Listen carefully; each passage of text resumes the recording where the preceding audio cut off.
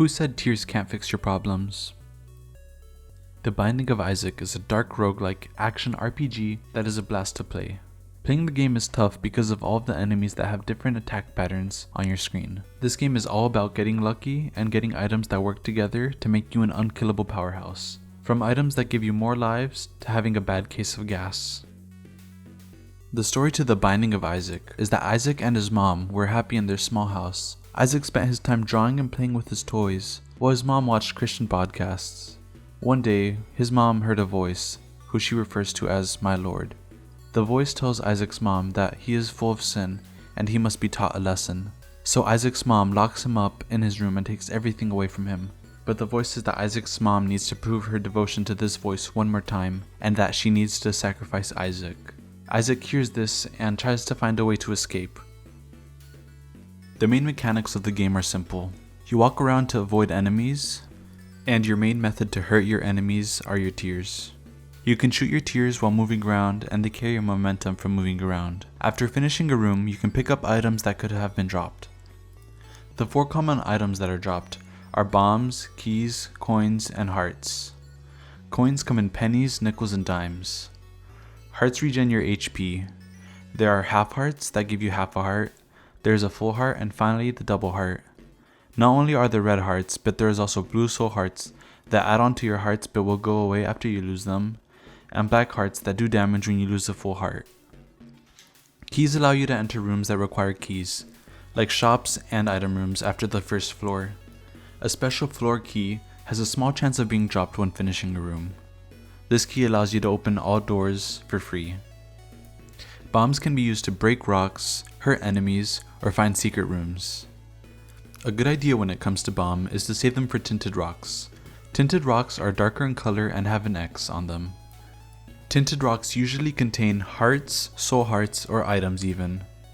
Finding tinted rocks is very useful for early game survivability. The last group of items that share the same slot in your inventory are cards, pills, and runes, but runes have to be unlocked with the challenge levels. Every game of Isaac is randomized, and with the number of items in the game, there are infinitely many different combinations of items that you can have. When you start the Binding of Isaac Rebirth, you go in to choose a character. All of the characters can be unlocked by playing the game in different ways and with various items. All of these characters have different starting items and attributes. Starting off, the first floor is pretty easy. There aren't a lot of enemies, you get a free item room, and the floor is pretty small. After finding the boss room and beating him, you will receive an item and the entrance to the next floor. After the first floor, if you don't take any damage on the floor, you are able to receive and get a devil deal, where you can exchange your hearts for items that can help you out in the game. After entering the trapdoor to proceed to the next floor, you will keep on going until you fight Mom. Fighting Mom is the middle point of the game. And if you are able to beat Mom in under 20 minutes, you will unlock an extra room that has 4 items. After you choose one, all of the items will disappear, and you have to fight bosses to continue to the next floor. After beating the bosses, you get another item, and you proceed to the womb levels, where you take a full heart of damage instead of half a heart. Enemies also become much more dangerous. Building your way up, you have to make your way to fight Mom's heart and beat the game at these early levels. The Binding of Isaac Rebirth is a 2D game that has a really creative art style that is really dark and comedic. The menus use a paper background that is penciled in.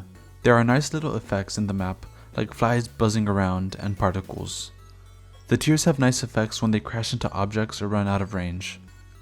Also, all of the items are fun and creative, and you can tell what the item is without having to get close to it.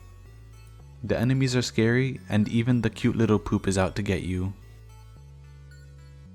Every floor and chapter has a different soundtrack, and every enemy has their own unique sound. Different items that you pick up can change the sound of your tears or the sound when you take damage. The music gets faster when there are enemies and slower when you finish a room. Some items even have voice lines when you pick them up. The Binding of Isaac Rebirth is an amazing game that is full of replay value because of its infinitely many item combinations.